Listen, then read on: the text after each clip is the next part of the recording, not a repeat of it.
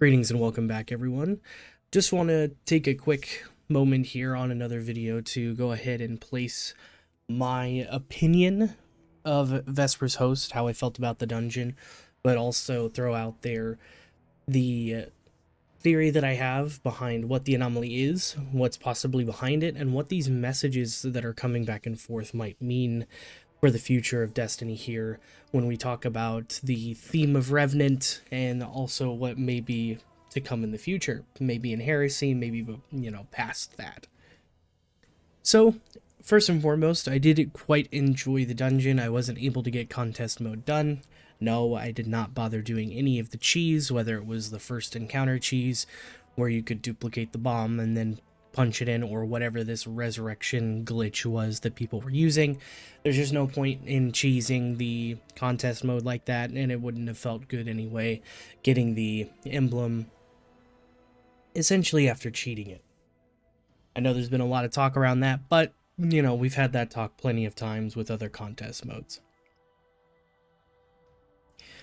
For me, the dungeon was challenging. On normal mode, after being in contest for so many hours, it was a breeze. So, didn't have a whole lot of issues with that. Then, past that, trying to complete it on Master, I'm losing my mind.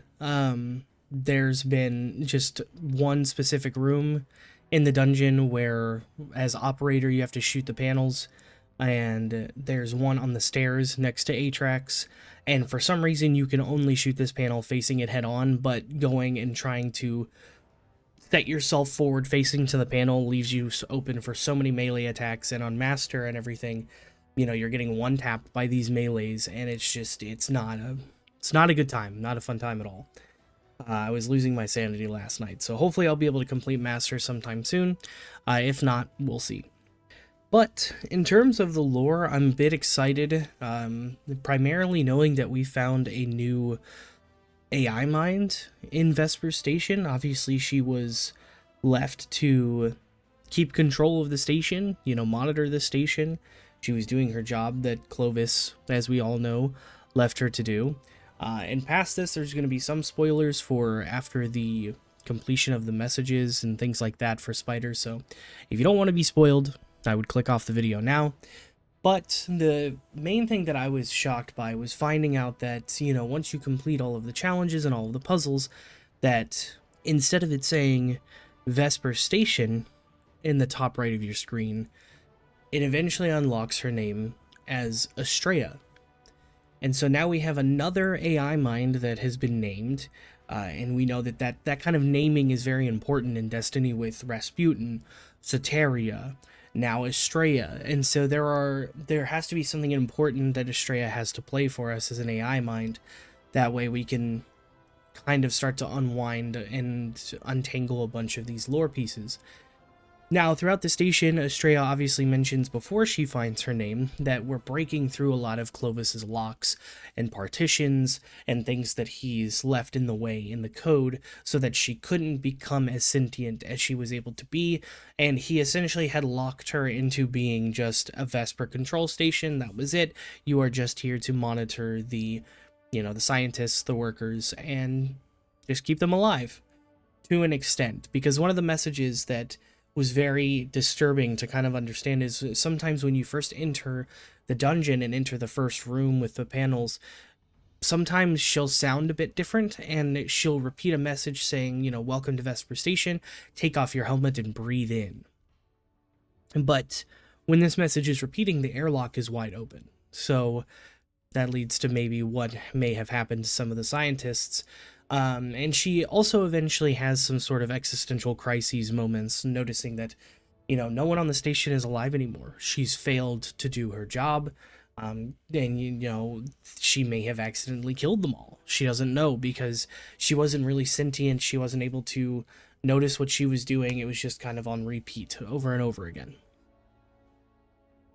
One of the important things is the prominence of us talking about things in code. While we're breaking through these puzzles and everything, Estrella is talking about partitions and, locks and brute forcing code. So she's essentially hacking her way through Clovis's locks and finding more information. She eventually does find out about Rasputin, Soteria. She also brings up a couple of other, important structures or protocols that we've never heard of before that would be interesting to see what happens moving forward. I'm hoping to just have more lore or something on that later that we can maybe dive into. But the reason I wanted to focus on this is because the biggest thing that I suddenly realized after going through some of this was when you first finish the dungeon, Estrella, and when she was still being called Vesper Station Control, she mentions when you pick up the tablet that there was a message sent through the portal that was not authorized by her, and she's not able to tell what it was because it erased itself and wiped itself clean from the mainframe as it left. After that, the only thing that she was able to find was that it was a location ping of where the message went, and she said that the location was incomprehensible. I feel like there's only two ways that an AI mind would label something as incomprehensible. One, it's not anything within our known universe, but two, it could be either the Ascendant Plane or the Vex network. And we know that going through a lot of the challenges as well, Estrella does mention that this station was used to house, Vex that Clovis was creating, or not creating, but Vex that Clovis was stealing, essentially kidnapping.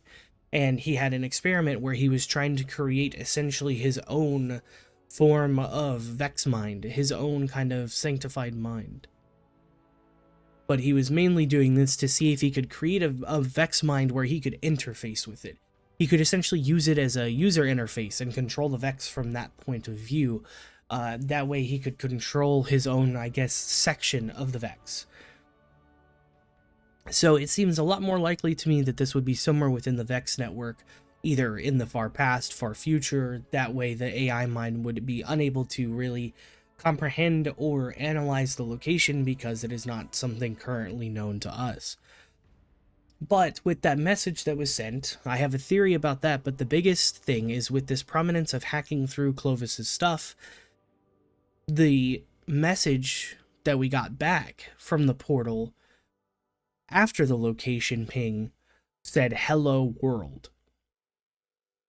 Now, for those of you out there who have any kind of experience with coding or kind of any introduction to any coding language, most of you know that hello world is the first thing you're taught to do in pretty much any coding language. You're taught to display text on a return, and you do that by learning the first, text presentation or text display piece of code, and then once you hit enter or you run it in whatever capacity, the response you're supposed to get is hello world. So it could be one of two things that I believe is happening with this message. The message itself could be just a string of code to initiate whatever this experiment was. Estrella did tell us that the experiment was housed on a station that was part of the crypt, but obviously we all know that we crashed the Deepstone crypt into the surface of Europa whenever we caused the entire station to go into meltdown. So it could be just a piece of code that now the Anomaly needed to turn on, to initiate. But the thing that I think the message is, because the thing that didn't make sense was that Estrella said that when that message of hello world came back, it overrode all of her security protocols. It was literally as if the message came through with a master key to get through all of her security protocols and essentially just completely bypass her. And she asks the question, who could have had that kind of access, or what could have that kind of access to bypass all of her security protocols? And I'll be honest with you, there is only one individual and one person that we know of that I think could do that. And that is Clovis.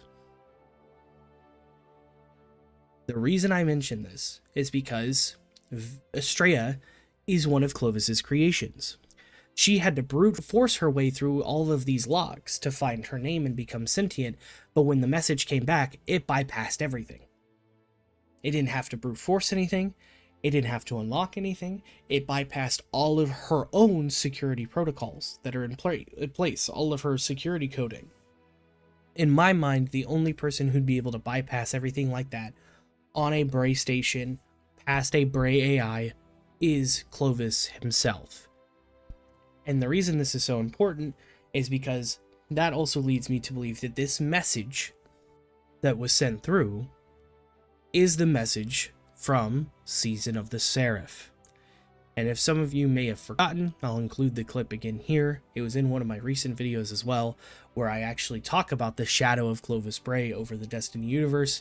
I highly suggest looking at that video if you want to see why I've been keeping such a close eye on him, and why I've been expecting him to return at some point. But the message itself is such.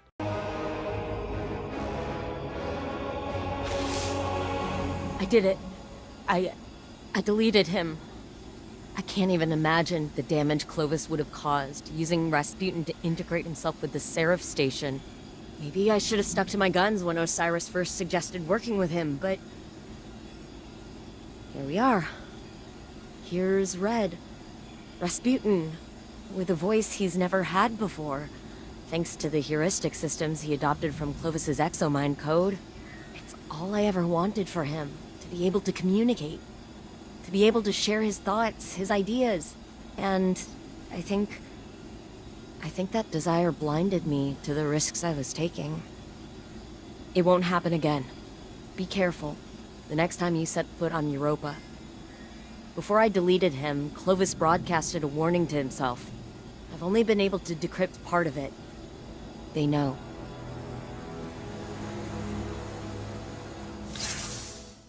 So, as you saw there, when Rasputin went in to wipe Clovis from the exoframe, he kicked him out. He completely erased the copy of the AI we had. Even in that form, Clovis was able to weasel his way into the station and forcefully send a message and a distress call, and it just said, "They know." But Anna said we don't know where it went. We couldn't track it, we didn't see where it went. She was just able to pull that piece of the message and just what it said. In my mind, I feel like this message could have gone to several different places, but it makes sense that maybe this message went to Vesper Station. The message got there, it sat dormant because the station was dormant. There was no scientists, there was no one aboard, there was no life signs, and then when the Fallen got there, and the Anomaly has suddenly kicked off, what if this message of "they know" made it to this experimental mind? Made it to this weird kind of corrupted Vex mind, which would also help explain the orange arc energy, because it is a corrupted version, kind of like Siva. So if you take the idea of Siva, and since we've pretty much confirmed that, you know, Quicksilver Storm and the Cloud Striders and everything on Neomuna that we saw there was actually built with the proper Siva protocols and the proper Siva hardware, I guess is the word I would use. And then you look at Outbreak Perfected and Corrupted Siva, where it's red and black and very different. It tears things apart rather than building things like Quicksilver Storm and the other pieces of Siva did on Neomuna. This would also give us the same kind of contrast in terms of the Vex and then a corrupted version of the Vex.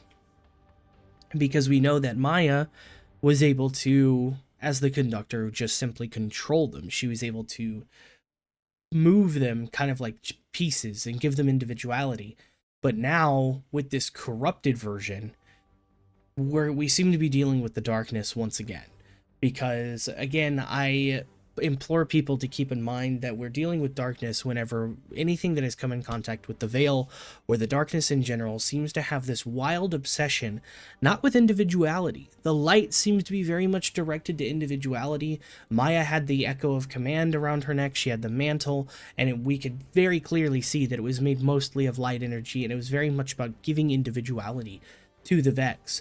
And now, on the opposing side, on the juxtaposed side, With the darkness, it is always about collectively, it's removing that individuality and collecting things into one single powerful being.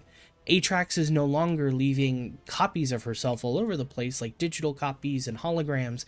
She's literally splitting herself and making more things for us to fight, but they are all a part of her. They shrink back into her at some point. With Ranex, the servitor, it was 9 servitors compacted into one. There seems to be this very common theme, and it even goes back to the Witness. The Witness was an entire race of people and consciousness sucked into one being because they felt that's where their purpose and their power was. So we are definitely obviously dealing with some form of darkness power again, especially with the fact that this arc energy, which should be blue, is not blue. It is orange, and so that'll be interesting to find out how that leads us from this point. But realistically, that is my theory so far. With more messages and things that come out, obviously we found that if you bring Outbreak Perfected into the dungeon after unlocking Estrella herself, she'll mention that you have banned weaponry aboard. You're not allowed to bring that on board. If you bring Hierarchy of Needs, as we know from the lore card, Hierarchy is a piece of Soteria. It is actually a piece of her that she left in the dungeon for us to pick up so that she could still help us in the universe, as she's an augur mind. Soteria was a Vex AI mind that could see the future, so she set herself up to be picked up by us. And Estrella will see that and say, ask her to talk to her. She says, "Why won't you talk to me, sister?" Because Estrella does have kind of a crisis of knowing that she had brothers and sisters that Clovis never told her about, like Rasputin and Soteria. If you bring in Final Warning, she mentions Maya and how she's found some information on Maya and how she seems to like Maya. So there's a lot of hidden things here that we can find, but I am very keenly aware that I feel that this message that was sent all the way from Seraph has finally made its way wherever it needed to go, and it has either initiated this experimental Vex mind, because it is Clovis sending the message, and his entire thing was being able to interface with this mind. So if suddenly a message from Clovis Bray has reached this mind and turned it on, we have a whole nother mess in front of us from Clovis to clean up. Outside of that, though, if it is just Clovis himself, if he's somehow been able to do more than interface himself and has actually integrated himself into this Vex mind in some way with an AI mind copy of himself from the Exoscience lab, or from the copy that we wiped from the Exoframe. Maybe he wasn't actually deleted. Maybe in that message when he sent himself out, he sent a piece of himself. His AI minds, Soteria, Rasputin, they've all done the same thing. They've all done this before, so it has to be a capability that Clovis himself has. But that's where I'll leave that for now. That's where I believe the story is headed with Vesper's Host. Hopefully we'll find a whole lot more moving forward. I know Bife is probably coming out with a video if he hasn't already, so I would definitely suggest watching that. And of course, if Bife ever sees these videos, you do great work, my man, and I hope to maybe one day work with you or just talk with you. It'll be fun to have those little lore conversations. But yeah, I hope you guys enjoyed. Again, definitely go watch the other Clovis video if you want to be semi-caught up on how wide this web of Clovis Bray really is. And then, if you guys have any theories of your own or anything that you found in the dungeon so far, feel free to leave it in the comments. Help me out. Let me know what else there is maybe that I've missed. There's tons of things that'll probably come up later on. But I hope you enjoyed the video. Let me know what you think of everything and your feedback, and I will talk to you guys in the next one. See ya.